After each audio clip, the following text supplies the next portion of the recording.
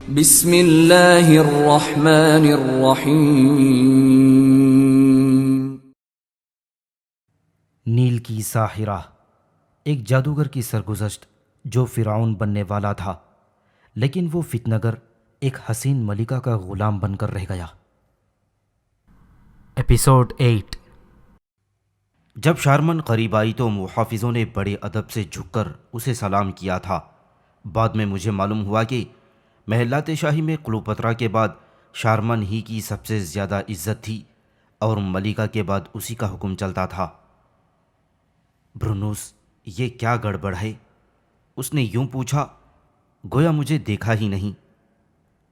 جانتے نہیں کہ اس وقت ملکہ مصر استراحت فرماتی ہیں؟ اگر تمہاری گڑبڑ سے وہ بیدار ہو گئیں تو جانتے ہو تمہارا کیا حشر ہوگا؟ بات یہ ہے خاتون کہ یہ صاحب کہیں سے آ گئے ہیں۔ برونوس نے میری طرف اشارہ کر دیا۔ بڑے ہی منحوس، ارے نجومی صاحب معاف کیجیے گا، میرا مطلب ہے کہ بڑے ہی زبردست نجومی اور جادوگر ہیں۔ کمال ہے خاتون کہ اپنا چہرہ ہمارے افسر کے چہرے کے سامنے لا کر انہوں نے ہمارے افسر کو اپنا غلام بنا لیا تھا، اور خاتون یہ پولوس کی آنکھوں کے سامنے اندر داخل ہو گئے اور وہ کچھ نہ کر سکا، حالانکہ اس نے قسم کھائی تھی کہ وہ انہیں اندر داخل نہ ہونے دے گا، اور یہ نجومی صاحب کہتے ہیں کہ انہیں آپ سے ملنا ہے۔ ہوشیار رہنا خاتون، کہیں یہ آپ کو بھی اپنا غلام نہ بنا لیں، اور اگر ایسا ہوا تو میں بے موت مر جاؤں گا۔ شارمن نے جیسے پہلی دفعہ میری طرف دیکھا۔ اچھا تو تم آ گئے، اس نے کہا۔ ملکہ مصر بہت دیر سے تمہارا انتظار کر رہی ہیں اور تمہارے شعبدے دیکھنے کے لیے بے چین ہیں، لیکن میں تمہیں خبردار کر دیتی ہوں کہ اگر تم ملکہ کو خوش نہ کر سکے، اور اگر تمہارا کمال صرف یہی ہوا کہ ایک عادی شرابی کو بدحواس کر دیا، اور یہاں اس نے نفرت سے پولوس کی طرف دیکھا اور پھر مجھ سے کہنے لگی، تو تم دھکے مار کر یہاں سے نکال دیے جاؤ گے۔ چلو میرے ساتھ، اور برونوس تم اپنے پاگل پن کا علاج کراؤ کہیں اچھے حکیم کے پاس، تاکہ تمہارے دماغ میں جو ہوا بھر گئی ہے وہ نکل جائے۔ اور پولوس، جب بھی کوئی مجھے پوچھتا ہوا آئے تو اسے فوراً میرے پاس پہنچا دیا کرو، کیا سمجھے؟ معلوم ہوتا ہے کہ تم خود شراب پیتے ہو، لیکن شراب تمہاری عقل پی جاتی ہے۔ اور شرمن پلٹ کر چل دی۔ میں اور مسلح غلام اس کے پیچھے چلتے رہے۔ ہم سنگ مرمر کی روش پر چلے جا رہے تھے جو پھولدار پودوں کے تختوں کے درمیان سے گزرتی ہوئی گئی، اور جس کے دونوں کناروں پر رومیوں اور یونانیوں کے باطل دیوتاؤں کے قد آدم مجسمے تھے۔ پھر ہم ایک خوبصورت غلام گردش کے سامنے پہنچے جو سنگ سیاہ کے گول ستونوں پر ٹکی ہوئی تھی۔ یہاں بھی مسلح محافظ پہرا دے رہے تھے جو شارمن کو دیکھتے ہی مؤدب کھڑے ہو گئے۔ غلام گردش کو عبور کر کے ہم سنگ مرمر کی دیوڑی پر پہنچے جس کے بیچ میں فوارہ تھا۔ اس دیوڑی سے گزر کر ہم دوسرے کمرے میں پہنچے۔ وہ کمرہ سنگ جراحت کا کمرہ کہلاتا تھا اور خاصا فراخ تھا۔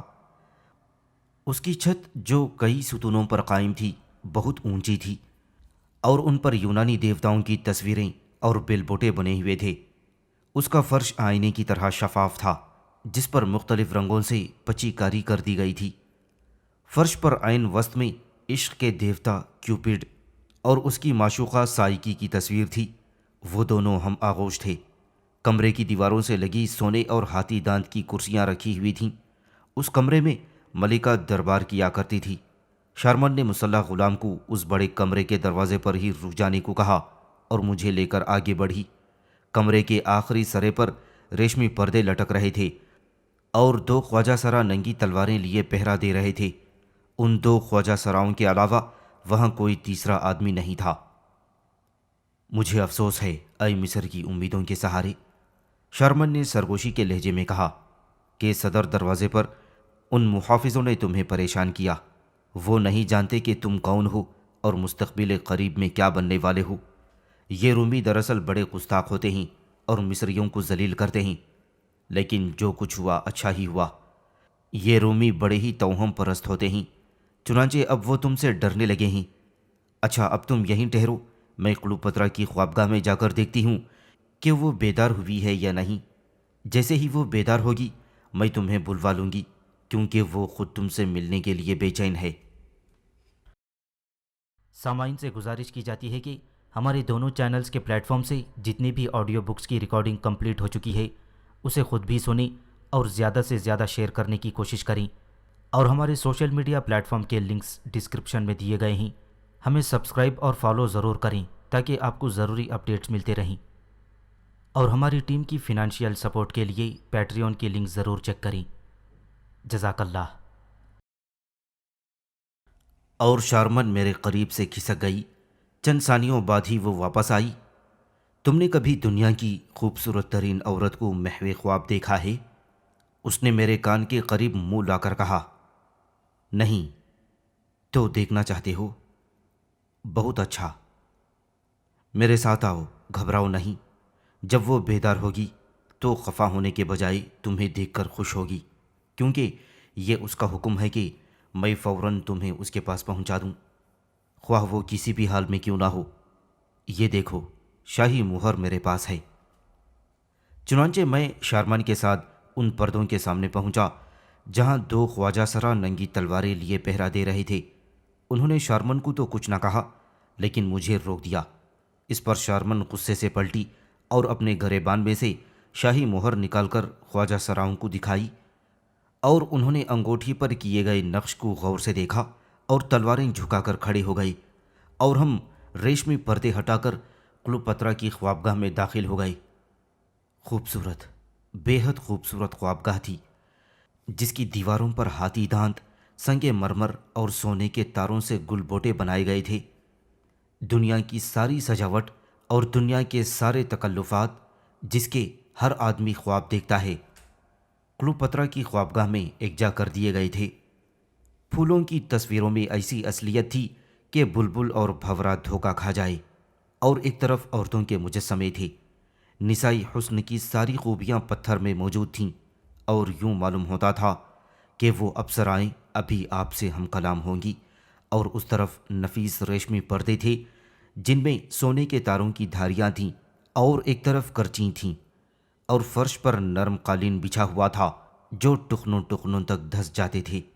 کمرے کی فضا عطر بیز تھی، اور کھلی ہوئی کھڑکی میں سے تازہ ہوا کے جھونکوں کے ساتھ سمندر کا ہلکا ہلکا شور سنائی دے رہا تھا۔ اور اس کمرے میں ایک کوچ پر جس کے پردے چادر اور تکیے ریشمی تھے، کلوپترا محو خواب تھی۔ کلوپترا، دنیا کی حسین ترین عورت، جوانی کی بے خبر نیند سو رہی تھی، اور اس کے کالے گھنگریالے بال ریشمی چادر پر کوڑیالے ناگوں کی طرح لہرا رہے تھے۔ وہ سو رہی تھی لیکن اس کا حسن بیدار تھا جو دل پر بجلیاں گرا رہا تھا۔ اس کے سونے کی ادا دل موہے لے رہی تھی۔ اس کا ایک مرمری ہاتھ سر کے نیچے تھا اور دوسرا کوچ سے نیچے لٹک رہا تھا۔ اس کی سرخ ہونٹ نیم وا تھے جس سے اس کے موتی جیسے دانت نظر آ رہے تھے۔ وہ ایسا باریک لباس پہنے تھی کہ اس میں سے اس کا گلابی بدن جھانک رہا تھا۔ تنفس کے زیر و بم کے ساتھ اس کے سینے کا تموج دیکھنے ہی سے تعلق رکھتا تھا۔ ایک فتنہ سو رہا تھا، ایک فتنہ جاگ رہا تھا، اور میں اپنی جگہ حیران و ششدر کھڑا تھا۔ میں بے اختیار اپنے دل میں کہہ اٹھا، افسوس، ایسی عورت کو میں قتل کروا دوں گا۔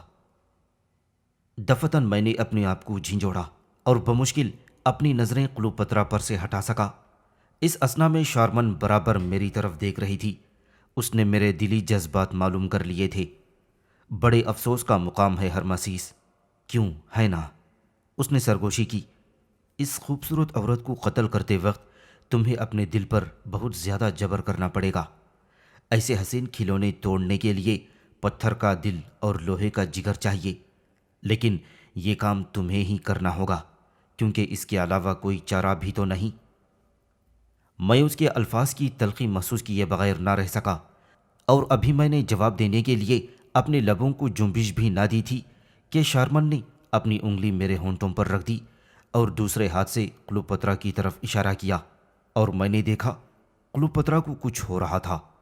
اس کے ہاتھوں کی مٹھیاں بھیج گئی تھیں، اس کے چہرے کا رنگ اڑ گیا تھا جیسے وہ بے حد خوف زدہ ہو۔ وہ الٹی سیدھی سانسیں لینے لگی، پھر اس نے اپنے دونوں ہاتھ یوں اوپر اٹھا دیے جیسے کسی کا وار روک رہی ہو، اور پھر خوف کی ایک چیخ کے ساتھ وہ اٹھ بیٹھی۔ اس نے اپنی آنکھیں کھول دیں۔ وہ رات کی طرح اداس تھی، لیکن رفتہ رفتہ ان میں چمک آنے لگی، اور اب اس کی آنکھوں کا رنگ نیلا تھا، بالکل ایسا ہی جیسا کہ پاؤ پھٹنے سے پہلے آسمان کا ہو جاتا ہے۔ سسرون، کلوپترا نے کہا، میرا بیٹا سسرون کہاں ہے؟ تو وہ خواب تھا۔ ہاں، خواب ہی تو تھا۔ اف، کس قدر بھیانک۔ میں نے دیکھا کہ جولیس سیزر جو مر چکا تھا میرے پاس آیا، اس کے کپڑوں سے خون ٹپک رہا تھا۔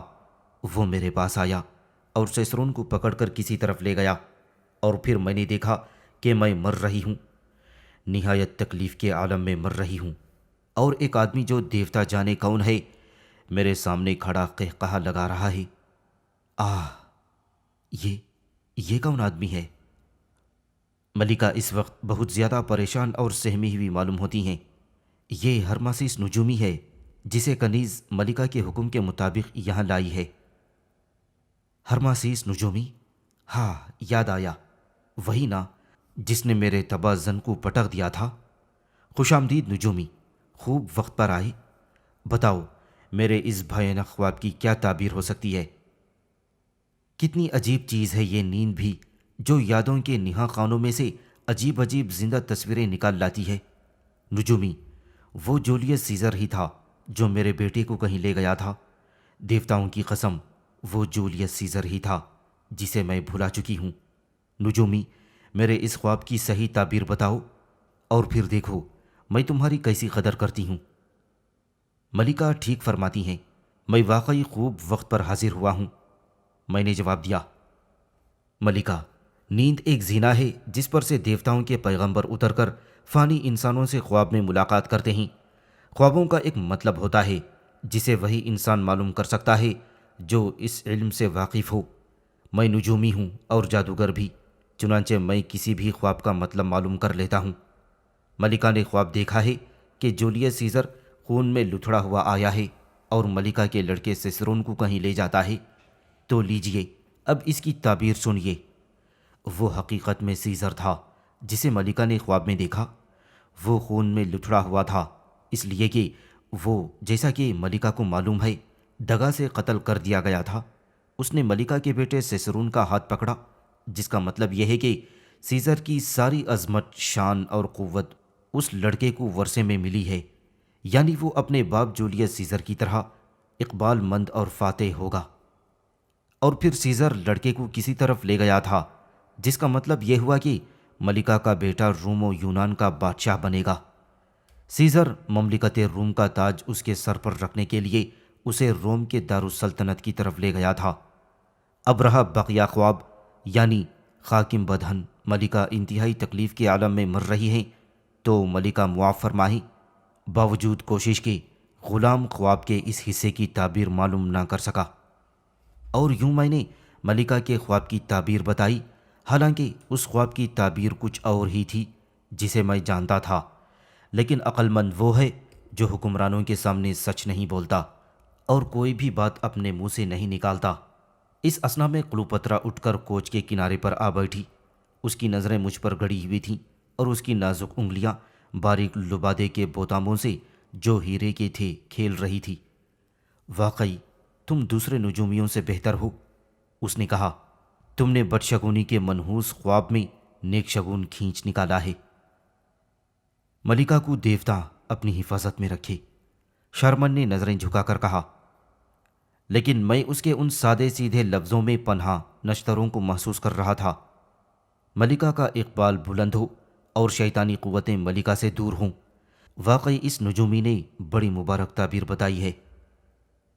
نجومی، اب اپنے شعبدے دکھاؤ۔ اب بھی خاصی سرگرمی ہے اور یہودی قاصدوں نے مجھے تھکا دیا ہے، جو یروشلم اور ہیروڈ کے علاوہ کچھ اور بات ہی نہیں کرتے۔ مجھے ہیروڈ سے نفرت ہے۔ ہاں تو کیسا جادو ہے تمہارے پاس؟ کوئی نیا شعبدہ دکھانا۔ تم نے ہمارے خواب کی نیک تعبیر بتا کر ہمیں خوش کر دیا، اب اگر تمہارے شعبدے بھی ہمیں خوش کر سکے تو نجومی، تمہاری جگہ ہمارے دربار میں ہوگی۔ اور وہ اپنے دونوں ہاتھ سر کے پیچھے لے جا کر میری طرف دیکھنے لگی۔ ملکہ معاف فرمائیں، غلام کے پاس کوئی نیا شعبدہ تو نہیں، تاہم غلام چند ایسے شعبدے جانتا ہے جو عام نہیں ہوتے۔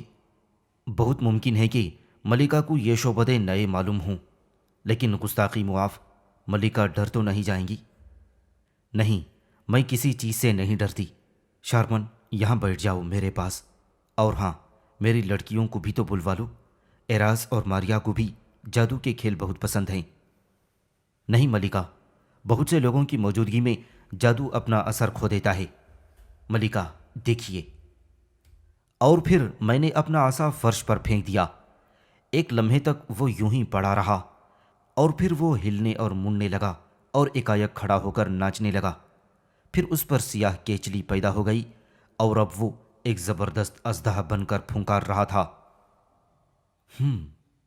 کلوپترا نے کہا، اسے تم جادو کہتے ہو؟ یہ تو بہت پرانا ہے، اور یہ ایک عام شعبدہ ہے جسے کوئی عام اور بازاری جادوگر بھی دکھا سکتا ہے۔ ملکہ ذرا صبر سے کام لیں، یہ تو ابتدا ہے۔ بس ملکہ دیکھتی جائیں، میں نے کہا، اور فوراً ہی اس اژدھے کے ٹکڑے ہو گئے، اور ہر ٹکڑا ایک سانپ بن گیا، اور پھر ان سانپوں کے بھی ٹکڑے ہو گئے، اور ہر ٹکڑے سے ایک نیا سانپ بن گیا، یہاں تک کہ پوری خوابگاہ میں سیاہ پھونکارتے ہوئے سانپ رینگنے لگے تھے۔ میں نے اپنی انگلی سے اشارہ کیا، سب سانپ میرے گرد جمع ہو گئے اور ٹانگوں پر سے ہو کر میرے بدن پر چڑھنے لگے، یہاں تک کہ میرا پورا جسم سوائے آنکھوں کے سانپوں سے ڈھک گیا تھا۔ اف، بھیانک، بے حد بھیانک۔ شارمن نے کلوپترا کے چوغے میں اپنا منہ چھپا لیا تھا۔ بس جادوگر، بس کرو، کلوپترا نے کہا، تمہارا جادو ہمیں گھبرائے دیتا ہے۔ پھر میں نے اپنے ہاتھ ہلائے اور وہاں کچھ نہ تھا۔ میرے قدموں میں ہاتھی دانت کا بنا ہوا آبنوسی عصا پڑا ہوا تھا، اور بس۔ کلوپترا اور شارمن حیرت سے ایک دوسرے کی صورت دیکھ رہی تھیں۔ کیا ملکہ اس غلام کے جادو سے خوش ہوئیں؟ میں نے پوچھا۔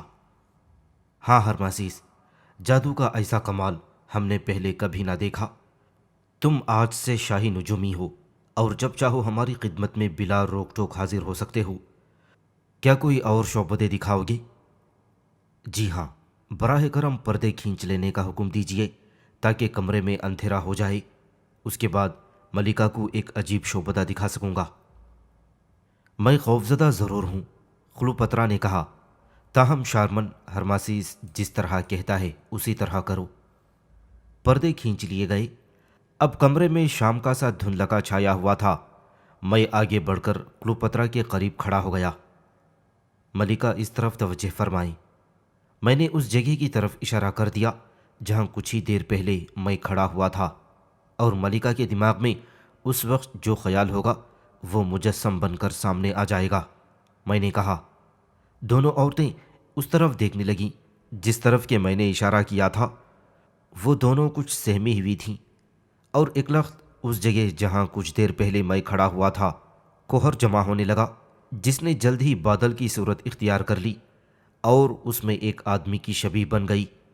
شبیہ دھندلی تھی جو مسلسل بن اور بگڑ رہی تھی، اور میں نے اونچی آواز میں کہا، اے انسانی سائے، تو جو کوئی بھی ہے، میں حکم دیتا ہوں کہ نمودار ہو جا۔ اور وہ شبیہ کوہر کے بادل میں سے باہر نکل کر ہمارے سامنے کھڑی ہو گئی، اور سب نے دیکھا وہ جولیس سیزر تھا، جس کے جسم کے زخموں سے خون ٹپک رہا تھا۔ ایک لمحے تک وہ شبیہ ہمارے سامنے کھڑی رہی، اور جب میں نے ہاتھ ہلایا تو کوہرے میں جا کر غائب ہو گئی، اور پھر وہاں کچھ نہ تھا۔ میں نے گھوم کر دونوں عورتوں کی طرف دیکھا۔ کلوپترا کا چہرہ خوف و دہشت سے راکھ کی طرح سفید ہو رہا تھا۔ نجومی، تم کون ہو؟ اس نے کانپتی ہوئی آواز میں کہا۔ کون ہو تم کہ مردوں کو ان کی قبروں میں سے بلا لیتے ہو؟ کون ہو تم؟ کہو کہ تمہارے اشارے پر قبر اپنے منہ کھول کر مردے اگل دیتی ہے۔ میں ہرماسیس ملکہ، مصر کا خاص نجومی، ساحر اور ملکہ کا غلام ہوں، میں نے ہنس کر کہا۔ تو کیا اس وقت ملکہ اسی آدمی کے متعلق سوچ رہی تھی؟ کلوپترا نے کوئی جواب نہ دیا۔ وہ اٹھی اور دوسرے دروازے سے باہر چلی گئی۔ اب شارمن اٹھی، اس نے خوف بھری نظروں سے میری طرف دیکھا اور پھر بولی، یہ جادو تم نے کہاں سے سیکھا؟ مجھے بتاؤ ہرماسیس کہ یہ سب کیا تھا۔ دیوتا کی قسم، میں تم سے ڈرنے لگی ہوں۔ ڈرو نہیں شارمن، یہ محض سائے تھے، اپنا دل مضبوط رکھو، یہ مرحلہ ہمیں پار کرنا تھا، اگر تم ابھی سے ڈرنے لگی ہو تو دیوتا جانے آگے کیا ہوگا۔ ہرماسیز، تم نے چند گھنٹوں میں ہی اپنا ایسا اثر جما لیا ہے جو مٹائے نہ مٹ سکے گا۔ کل صبح سے پہلے ہی تمہارے سحر کی کہانیاں پورے سکندریہ میں مشہور ہو جائیں گی اور لوگ تم سے ڈرنے لگیں گے۔ ان کے دلوں میں کلوپترا کا اتنا خوف نہ ہوگا جتنا کہ تمہارا۔ میرے ساتھ چلو۔ دوسرے ہی دن مجھے ملکہ کا تحریری فرمان مل گیا اور اسی دن سے میں ملکہ مصر کا خاص نجومی تسلیم کر لیا گیا۔ محل میں ہی مجھے 2 الگ کمرے دے دیے گئے جن سے ملی ہوئی رصدگاہ تھی۔ میں ہر رات رصدگاہ میں جاتا اور ستاروں کی چال سے شگون نکال لیتا، کیونکہ ان دنوں کلوپترا بہت پریشان تھی اور کوئی نہیں جانتا تھا کہ رومیوں کی خانہ جنگی کا کیا انجام ہوگا۔ لیکن کلوپترا ہمیشہ سے فاتح اور طاقتور گروہ کا ساتھ دیتی آئی تھی، اس لیے ہر وقت مجھ سے پوچھتی رہتی تھی کہ ستاروں کی چال کیا بتاتی ہے اور فتح کس کی ہوگی۔ میں مناسب اور موزوں جواب دے کر اسے اطمینان دلانے کی کوشش کرتا۔ پھر خبر آئی کہ اینتھنی ایشیائے کوچک تک پہنچ گیا ہے، اور ان دنوں یہ افواہ عام تھی کہ کلوپترا نے مجلس ثلاثہ سے بے وفائی کر کے اپنے جرنیل سیراپیوس کو قاسیوس کی مدد کرنے کا حکم دے دیا تھا۔ لیکن کلوپترا نے میرے سامنے شدت سے اس افواہ کی مخالفت کرتے ہوئے کہا تھا کہ دراصل سیراپیوس نے کلوپترا کی مرضی کے خلاف اور اس سے پوچھے بغیر ایسا کیا تھا۔ لیکن شارمن نے مجھے بتایا کہ بات یوں نہ تھی، بلکہ کلوپترا نے سیراپیوس کو خفیہ پیغام بھیجا تھا کہ وہ فوراً قاسیوس کی مدد کو پہنچے، کیونکہ اس نجومی نے جو مجھ سے پہلے ملکہ کا خاص نجومی تھا پیشن گوئی کر دی تھی کہ اینتھنی کو شکست ہوگی۔ لیکن ہوا یہ کہ اینتھنی نے قاسیوس اور بروتوس دونوں کو شکست فاش دی۔ چنانچہ اس الزام سے بچنے کے لیے کلوپترا نے یہ کیا تھا کہ اپنے وفادار جرنیل سیراپیوس کو، جو ملکہ کے حکم سے قاسیوس کی مدد کو روانہ ہوا تھا، اسے قتل کروا دیا۔ افسوس ہے ان لوگوں پر جو بزدلوں کی چاکری کرتے ہیں۔ اس عرصے میں ہماری سازش کی جڑیں مضبوط ہو گئیں۔ کلوپترا اور اس کے خیر خواہ دوسرے سیاسی معاملات کو سلجھانے میں ایسے الجھے ہوئے تھے کہ یہ بات ان کے وہم و گمان میں بھی نہ آ سکی کہ مصر میں ایک زبردست انقلاب کی تیاریاں ہو رہی تھیں۔ دن بدن ہماری سازش میں لوگ زیادہ سے زیادہ شریک ہوتے جا رہے تھے۔ مصر کے تقریباً ہر شہر کے لوگ مجھے دل ہی دل میں فرعون تسلیم کر چکے تھے اور اشارے کے منتظر تھے کہ میں ہر دوسرے دن اپنے ماموں سیپا کے پاس جاتا اور وہاں عمرہ اور کاہنوں سے ملتا جو بھیس بدل بدل کر سکندریہ آ رہے تھے کہ مقررہ وقت پر کلوپترا کے محل میں گھس جائیں۔ اس عرصے میں میں کلوپترا سے بھی برابر ملتا رہا اور اس کی ذہانت و قابلیت دیکھ کر حیران رہ گیا۔ وہ جتنی حسین تھی اتنی ہی ذہین اور ہوشیار تھی۔ وہ میرے سحر اور علم سے مرعوب ہو چکی تھی اور مجھ سے کچھ ڈرنے بھی لگی تھی۔ چنانچہ وہ مجھ سے بہت اچھا سلوک کر رہی تھی تاکہ میں اس کا دوست اور دست راست بن جاؤں۔ وہ مجھے بار بار بلوا بھیجتی اور ایسے سوالات پوچھتی جن کا تعلق سحر یا نجوم سے نہ ہوتا۔ شارمن بھی مجھ سے ملنے آتی رہی، بلکہ یوں کہنا زیادہ مناسب ہوگا کہ میں ہر وقت اسے اپنے پاس ہی پاتا۔ میں جب بھی کاغذ کے پلندوں پر سے نظریں ہٹاتا، وہ میرے قریب اپنی آنکھوں میں ایک عجیب چمک لیے مجھے دیکھ رہی ہوتی۔ وہ دبے پاؤں اس طرح آتی کہ مجھے پتہ بھی نہ چلتا کہ وہ کب آئی اور کہاں سے آئی۔ وہ اپنا فرض بڑی تندہی سے انجام دے رہی تھی اور اپنی ہوشیاری سے ایسا راستہ تیار کر رہی تھی جس پر سے گزر کر میں مصر کے تخت پر بیٹھ سکتا تھا۔ غالباً رات کو سوتی بھی نہ تھی، اور اگر سوتی تھی تو بہت کم۔ اور جب میں نے شارمن کو ان خدمتوں کا شکر ادا کیا تو اس نے پیر پٹک کر اور اس طرح ہونٹ لٹکا کر جواب دیا کہ میں نے ساری دنیا کے علم سمیٹ لیے، لیکن اتنی سی بات سمجھ نہ سکا کہ جو کام کسی کی محبت کی خاطر کیا جاتا ہے وہ نہ تو شکریہ کا محتاج ہوتا ہے اور نہ معاوضے کا، اور اس کا صلہ، اس نے کہا، آخر میں خود بخود ہی مل جاتا ہے۔ اور ان دنوں میں محبت وغیرہ سے واقف نہ تھا، اس لیے میں نے شارمن کے ان فقروں کا مطلب کچھ مختلف ہی سمجھا، یعنی یہ کہ اسے مصر سے محبت ہے اور اس کی خاطر وہ جو کچھ کر رہی ہے اس کا صلہ اسے دیوتاؤں کے دربار سے مل جائے گا۔ چنانچہ جب میں نے اس کے اس جذبے کی نہایت زور و شور سے تعریف کی تو وہ بچوں کی طرح پھوٹ پھوٹ کر رونے لگی اور پھر وہاں سے بھاگ گئی۔ میں اپنی جگہ حیران کھڑا رہ گیا۔ میں شارمن کے رونے کی وجہ نہ سمجھ سکا۔ میں جانتا نہ تھا کہ شارمن مجھ سے محبت کرنے لگی ہے، اور جانتا بھی کیسے۔ میں نے شارمن کو ہمیشہ اپنی جماعت کا ایک رکن اور اپنی سازش کا اعلی کار سمجھا، اور بس۔ میں نے کبھی اس کی طرف اس نظر سے نہ دیکھا تھا جیسے کہ مرد عورت کو دیکھتا ہے۔ اس کا حسن کبھی میرے دل پر اثر انداز نہ ہوا تھا، ہاں اس وقت بھی نہیں جب کہ وہ مجھ پر جھکی ہوئی تھی اور اس کی سانسیں میرے گالوں کو چھو رہی تھیں۔ مجھے عورت اور اس کے حسن سے کیا تعلق؟ مجھے عورت اور اس کی اداؤں سے کیا لینا؟ میں نے تو قسم کھائی تھی کہ اپنے آپ کو مصر کے دیوتاؤں کے لیے وقف کر دوں گا۔ پھر میں کسی بھی عورت کی طرف کس طرح متوجہ ہو سکتا تھا؟ دیوتاؤں، گواہ رہنا کہ اس وقت میں محبت کے نام سے بھی واقف نہ تھا، ہاں اس چیز سے واقف نہ تھا جو میری اور پورے مصر کی تباہی کا باعث بننے والی تھی۔ اور کتنی عجیب شے ہے یہ محبت، ابتدا میں معمولی اور ادنا، لیکن آخر میں غیر معمولی اور عظیم الشان۔ ابتدا میں اس چشمے کے مانند جو کسی پہاڑ کے قلب سے پھوٹ نکلا ہو، لیکن جو آگے چل کر بحرائے ذخار بن جائے، اور پھر اس بحرائے ذخار کے سینے پر خوشیوں کے جہاز تیریں اور اس کے کناروں پر امیدوں کے پھول کھلتے رہیں۔ لیکن بعض دفعہ محبت کا یہی دریا سیلے بے پناہ بن جاتا ہے جو امیدوں کی لہلہاتی ہوئی کھیتی کو غرق کر دیتا ہے اور انسان کی معصومیت کے محلوں اور اس کے یقین و اعتقادات کے معبودوں کو گرا کر رکھ دیتا ہے۔ دیوتاؤں نے جب دنیا کو اخلاقی اصولوں اور قوانین سے آراستہ کرنا چاہا تو سب سے پہلے انہوں نے عورت کی محبت کا بیج بویا، اور اس بیج سے ننھا سا پودا پھوٹا۔ پودا بڑھ کر خوبصورت بیل ہو گیا، اور پھر یہ بیل بڑھنے لگی یہاں تک کہ اخلاقی اصولوں اور قوانین سے پھٹ گئیں۔ عورت کی یہی محبت ہے جو ادنا اور حقیر کو اندیکھی بلندیوں تک پہنچا دیتی ہے، اور یہی محبت ہے جو اعلیٰ کو انتہائی پستیوں میں گرا کر خاک دھول کر دیتی ہے۔ محبت کی یہ بیل ہر قانون اور ہر جذبے سے لپٹی ہوئی ہوتی ہے، اور یوں ہم قدرت کے اس عجوبے سے جسے عورت کہتے ہیں اپنے آپ کو الگ نہیں کر سکتے۔ عورت اپنی جگہ پر خاموش کھڑی ہے اور بظاہر معصوم و بے ضرر معلوم ہوتی ہے، لیکن یہی معصوم ہستی جذبہ محبت سے اندھی ہو کر ہماری قسمتوں سے کھیلنے لگتی ہے۔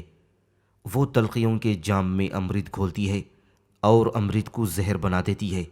وہ زندگی کی مقدس سانسوں کو اپنی خواہشات سے زہر آلود کر دیتی ہے۔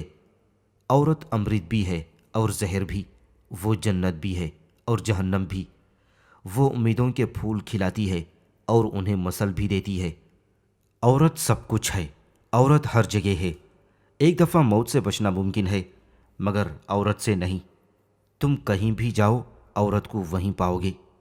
اس کی کمزوری میں تمہاری طاقت اور اس کی عظمت میں تمہاری دولت ہے۔ تم چاہو تو اسی کی طرف جا سکتے ہو۔ وہ تمہاری کنیز ہوتے ہوئے بھی تم پر غالب ہے اور مفتوح ہوتے ہوئے بھی فاتح ہے۔ اسی کے چھپنے سے عزت و شہرت کا پودا مرجھا جاتا ہے اور پاک بازی کا جنگلہ ٹوٹ کر رہ جاتا ہے۔ عورت سمندر کی طرح بے قرار ہے اور بادلوں کی طرح مسلسل بدلتی رہتی ہے۔ وہ پاتال کی طرح عمیق ہے اور آسمانوں کی طرح بلند۔ وہ بیک وقت تمہاری پہنچ سے باہر بھی ہے اور تمہارے اختیار میں بھی ہے۔ لوگوں، عورت سے بھاگنے کی کوشش مت کرنا، کیونکہ تم جہاں جاؤ گے اسے موجود پاؤ گے، اور تم کچھ بھی کرو گے اسی کے لیے کرو گے۔ چنانچہ یوں ہوا کہ میں ہرماسیس جو عورت اور اس کی محبت سے ناآشنا تھا، اسی محبت کے طفیل تباہ و برباد ہونے والا تھا۔ یہ لڑکی شارمن مجھ سے محبت کرتی تھی، مگر کیوں یہ میں نہیں جانتا۔ بہرحال اس نے مجھ سے محبت کی، اور اسی محبت کے ہاتھوں مجبور ہو کر شارمن نے وہ سب کچھ کیا جو میں بیان کروں گا۔ لیکن اس کی محبت سے بے خبر میں اس سے ایک بہن کا سا سلوک کرتا رہا، اور میں سمجھتا تھا کہ ہم دونوں کا مقصد مصر کو آزاد کرانا ہے اور بس۔ لیکن میں نہیں جانتا تھا کہ شارمن کے دل میں کیسے طوفان اٹھ رہے ہیں۔ میں نہیں جانتا تھا کہ اس کی محبت تباہ کن ہے۔ چنانچہ وہ سب کچھ ہو گیا جو ہونا چاہیے تھا، اور یوں وقت گزرتا رہا یہاں تک کہ سارے انتظامات مکمل ہو گئے، اور یہ اس مقررہ رات سے جس رات میں کلوپترا کو قتل کرنے والا تھا، ایک دن پہلے کا ذکر ہے۔ محل میں ہزاروں جھاڑ اور فانوس روشن تھے اور محفل عیش و نشاط جمی ہوئی تھی۔ اسی دن میں ماموں سیپا سے مل کر آیا تھا۔ اس کے گھر میں ان 500 سپاہیوں کے افسر موجود تھے جو کلوپترا کے قتل ہوتے ہی محل میں گھس آتے اور یونانیوں اور رومیوں کو موت کے گھاٹ اتار دیتے۔ اسی دن میں نے محافظوں کے افسر پولوس کو لالچ دے کر اور ڈرا دھمکا کر اپنے ساتھ ملوا لیا اور اسے اس بات پر رضامند کر لیا تھا کہ جیسے ہی میں کلوپترا کو قتل کروں وہ سیپا اور ان کے آدمیوں کے لیے دروازہ کھول دے۔ سب انتظامات مکمل تھے اور آزادی کی وہ کلی جو 25 سال سے اگ رہی تھی اب کھل کر پھول بن جانے والی تھی۔ مصر کے ہر شہر میں ابیدس سے انوال تک مسلح لوگ اشارے کے منتظر تھے۔ جاسوس مختلف سمتوں میں بھاگے جا رہے تھے اور شہر کی فصیلوں پر کھڑے اس قاصد کے منتظر تھے جو کلوپترا کی موت کی خبر لائے گا۔ فتح و کامرانی پکے پھل کی طرح میرے سر پر لٹک رہی تھی کہ میں ہاتھ بڑھا کر اسے توڑ لوں۔ یہ سب کچھ تھا، لیکن اداسیاں میرے دل میں گھر کر رہی تھیں۔ میں ملکہ کی محفل میں عیش و نشاط میں بیٹھا تھا، لیکن اداس تھا۔ ایک ایک لمحہ آہستہ آہستہ مجھ پر غلبہ حاصل کرتا جا رہا تھا۔ میں کلوپترا کے کوچ کے سرہانے چہرے کی طرف دیکھ رہا تھا کہ جن میں سے زیادہ تر کل رات اس دنیا میں نہ ہوتے۔ کلوپترا کوچ پر نیم دراز تھی۔ وہ ایک ایک گھونٹ شراب پیتی اور پھر پھولوں کے رنگوں کی طرح لگتی۔ میں اسے دیکھ رہا تھا، اس کا حسن دل پر بجلیاں گرا رہا تھا۔ وہ مجھ پر حاوی ہوئی جا رہی تھی۔ میں نے فوراً اپنا دھیان اس خنجر کی طرف منتقل کر لیا جو میرے چوغے میں چھپا ہوا تھا اور جو کل رات کلوپترا کے سینے میں اتر جانے والا تھا۔ میں بار بار کلوپترا کی طرف دیکھتا اور اپنے دل میں اس کے خلاف شدید نفرت کے جذبات پیدا کرنے کی کوشش کرتا، لیکن کامیاب نہ ہوتا۔ میں یہ سوچ کر خوش ہونے کی کوشش کرتا کہ یہ حسن فروش ملکہ کل اس دنیا میں نہ رہے گی، لیکن میری یہ کوشش بھی بیکار ثابت ہوئی۔ کلوپترا کے پیچھے شارمن کھڑی مجھے دیکھ رہی تھی۔ اس کے چہرے سے حد درجے بھولاپن اور معصومیت عیاں تھی، اور کوئی نہیں کہہ سکتا تھا کہ اس لڑکی نے وہ پھندا تیار کیا ہے جس میں اس کی محسن اور اس سے محبت کرنے والی ملکہ پھنس کر نہایت بے کسی کے ساتھ اپنی جان دے گی۔ کسی کے خواب و خیال میں بھی یہ بات نہ ہوگی کہ اس خوبصورت لڑکی کے سینے میں کتنوں ہی کی موتیں مغفل ہیں جو کل رات نکل آئیں گی۔ اور میں اداس تھا۔ مجھے یہ خیال پریشان کر رہا تھا کہ میں خون بہا کر اپنا تخت حاصل کروں گا۔ میرے تخت تک جو راستہ جاتا تھا اس میں خون کا دریا پڑتا تھا، اور اس وقت میں نے سوچا کاش میں ایک غریب کاشتکار ہوتا اور ان جھمیلوں سے مجھے دور کا بھی واسطہ نہ پڑتا۔ ہرمسیس، کیا بات ہے؟ تم اداس اور متفکر نظر آتے ہو۔ کلوپترا نے مسکرا کر پوچھا، کیا ستاروں کی چال نے میرے نجومی کو الجھن میں ڈال دیا ہے، یا پھر تم کوئی نیا شعبدہ سوچ رہے ہو؟ ہرمسیس، کیا بات ہے کہ تم خوش نظر نہیں آتے؟ ہماری یہ محفل نشاط واقعی تمہیں خوش نہ کر سکی۔ میں جانتی ہوں میرے اچھے نجومی کہ تمہاری نظریں آسمانوں پر رہتی ہیں اور ہم جیسے زمین پر رہنے والے تمہارے لیے بے حقیقت ہیں۔ میں سمجھتی ہوں کہ وینس نے تمہارا دل موہ لیا ہے۔ ملکہ مصر، ستاروں کی دنیا میں بسنے والے آدمی کو عورت سے کیا تعلق؟ میں نے کہا، وینس بھی میرے لیے تو ایک ستارہ ہی ہے اور بس۔ کلوپترا نے آگے کی طرف جھک کر اپنی نظریں میرے چہرے پر گاڑ دیں اور میری رگوں میں خون سنسنانے لگا۔ مغرور مصری، بڑائی کے بول مت بولو۔ اس نے اتنی نیچی آواز میں یہ کہا تھا کہ اس کی بات صرف میں اور شارمن ہی سن سکے۔ کہیں ایسا نہ ہو کہ میں اپنا سحر تمہارے سحر کے مقابلے میں لے آؤں۔ مجھے اپنا سحر آزمانے پر مجبور نہ کرو ہرمسیس۔ عورت سب کچھ برداشت کر سکتی ہے، لیکن یہ کبھی برداشت نہیں کر سکتی کہ کوئی بھی مرد اسے بیکار اور بے حقیقت چیز کی طرح ایک طرف دھکیل دے۔ یہ ہماری توہین ہے ہرمسیس، جسے خود قدرت بھی برداشت نہیں کر سکتی۔ اور پھر وہ تکیے سے لگ کر ہنسنے لگی جیسے کہ چاندی کی ہزاروں گھنٹیاں بج اٹھی ہوں۔ میں نے کنکیوں سے شارمن کی طرف دیکھا۔ وہ اپنے ہونٹ کاٹ رہی تھی اور اس کی پیشانی پر بل پڑ گئے۔ ملکہ مصر، غلام کی اس گستاخی کو معاف فرمائیں۔ اس کے یہ کہنے سے ملکہ کی توہین مقصود نہ تھی۔ میں نے مصنوعی خوش طبعی سے کہا، غلام جانتا ہے کہ آسمانوں کی ملکہ کے سامنے ستارے بھی ماند پڑ جاتے ہیں۔ یہ میں نے چاندی کے متعلق کہا تھا جو دیوی اوزیرس کی علامت تھی، اور کلوپترا اس دیوی سے حسد کرتی تھی اور کہتی تھی کہ وہ خود دیوی اوزیرس کا ایک روپ ہے۔ خوب کہا ہرماسیس، واقعی خوب کہا، کلوپترا نے تالی بجا کر کہا۔ میں تو تمہیں خشک آدمی سمجھتی تھی، لیکن آج معلوم ہوا کہ تم حاضر جواب اور نکتہ سنج بھی ہو اور حسن کی تعریف بھی کر سکتے ہو۔ تمہیں اپنی اس حاضر جوابی پر کوئی انعام ملنا چاہیے۔ میں ایسے پھڑکتے ہوئے جملوں کو بے حد پسند کرتی ہوں۔ شارمن، میرے سر پر سے پھولوں کا مکٹ اٹھا کر ہمارے نجومی کے سر پر رکھ دو۔ ہم آج کی محفل میں اپنے نجومی کو شاہ عشق نامزد کرتے ہیں۔ شارمن نے ملکہ کے سر پر سے پھولوں کا تاج اٹھا کر میرے سر پر رکھ دیا، لیکن اس طرح کہ میری پیشانی ذرا سی چھل گئی، اور ایسا اس نے اس لیے کیا تھا کہ وہ میرا آسمانوں کی ملکہ والا فقرہ سن کر غصہ ہو گئی تھی، حالانکہ بظاہر مسکرا رہی تھی۔ پھولوں کا مکٹ میرے سر پر رکھتے وقت وہ جھک گئی اور اس نے میرے کان میں کہا، مصر کے ہونے والے فرعون کو یہ نیک شگون مبارک ہو۔ پھر وہ میرے سامنے گھٹنوں کے بل جھک گئی۔ ہرماسیس، شاہ عشق زندہ باد۔ کلوپترا نے قہقہہ لگا کر یہی الفاظ دہرائے، اور محفل میں شریک ہر آدمی نے یہی کہا، اور یوں وہ لوگ میرا مذاق اڑانے لگے، کیونکہ وہ اس آدمی کو ناپسند کرتے تھے جو عورتوں سے دور رہتا تھا، اور میں اپنی جگہ پر بیٹھا دل ہی دل میں پیچ و تاب کھا رہا تھا، حالانکہ میرے ہونٹوں پر مسکراہٹ تھی۔ وہ لوگ نہیں جانتے تھے کہ میں کون ہوں اور کیا بننے والا ہوں۔ آج یہ بے وقوف لوگ میرا مذاق اڑا رہے ہیں، میں نے سوچا، لیکن کل میرے سامنے سجدہ ریز ہوں گے۔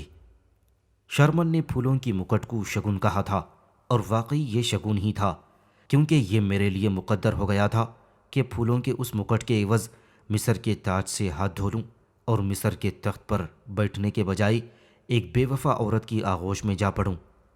انہوں نے مذاق میں مجھے شاہ عشق بنا دیا تھا۔ بظاہر میرے سر پر پھولوں کا مکٹ رکھا ہوا تھا، لیکن دراصل غداری، بے شرمی اور لعنت کا تاج میرے سر پر رکھ دیا گیا تھا۔ میں ہرماسیس، مصر کے تاج و تخت کا حقیقی وارث، اپنے سر پر پھولوں کا مکٹ رکھے ابیدس کے ہیکل کے اس کمرے کے متعلق سوچ رہا تھا جہاں میرے سر پر مصر بالا اور مصر زیریں کا تاج رکھا گیا تھا۔ اس رات کی ایک ایک بات مجھے یاد آ رہی تھی۔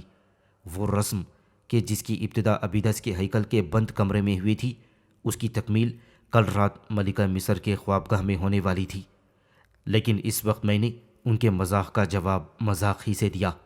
میں اٹھ کر کلوپترا کے سامنے مؤدب کھڑا ہو گیا اور کہنے لگا، آسمانوں کی ملکہ وینس۔ میں نے اس ستارے کے متعلق کہا جسے ہم صبح دانو اور شام کو بانو کے نام سے جانتے ہیں۔ وہ ستارہ اس وقت عروج پر ہے، اور اب چونکہ میں شاہ عشق ہوں، اس لیے میرے لیے یہ ضروری ہے کہ اسی وقت اس کے حضور میں اظہار عقیدت کرنے پہنچ جاؤں، ورنہ وہ خفا ہو جائے گی۔ اور یوں میں اس محفل سے اٹھ کر اپنی رصدگاہ میں آ گیا اور سر سے پھولوں کا مکھٹ اتار کر نجوم آلات کے ساتھ ایک طرف پھینک دیا اور اپنی نظریں آسمان پر گاڑ دیں، لیکن میرا دماغ بھونا جا رہا تھا اور کوئی بات سمجھ میں نہیں آ رہی تھی۔ میں شارمن کا منتظر تھا جو ان لوگوں کی فہرست لانے والی تھی جن سے وہ شام کو ہی ملنے آئی تھی۔ آخر کار دروازہ کھلا اور شارمن اندر داخل ہو گئی۔ وہ محفل سے اٹھ کر سیدھے میرے پاس آئی، اسی لیے وہی شرمناک یونانی لباس پہنے تھی کہ جس سے اس کے سینے کا کچھ حصہ نظر آ رہا تھا۔